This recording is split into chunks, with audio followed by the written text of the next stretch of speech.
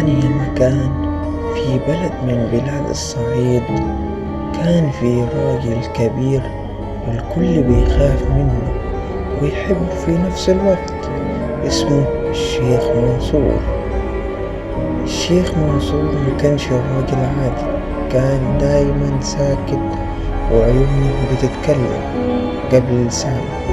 الناس كانت تقول انه شايل سر كبير، واللي يقرب منه كتير يضيع. وفي يوم جات عربية غريبة دخلت البلد، ونزل منها راجل غريب، لا هو من نوح لا هو من هنا ولا حد يعرفه.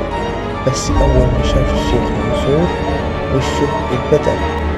ساعتها منصور قال بصوت واطي: جيت خلاص، افتكرت انك مش هترجع تاني.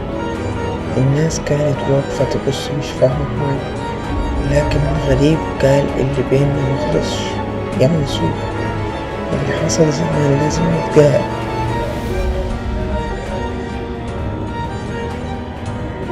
وفي لحظة الشيخ منصور مسك عصايته، بص للراجل وقال: اللي حصل مات مع اللي مات، ولو فتحته تاني البلد كلها تضرب في الدم. القصة دي من 30 سنة، لسه لحد النهاردة محدش عارف السر اللي كان بينهم، ولا ليه الراجل ده رجع ولا اختفى فين بعد كده.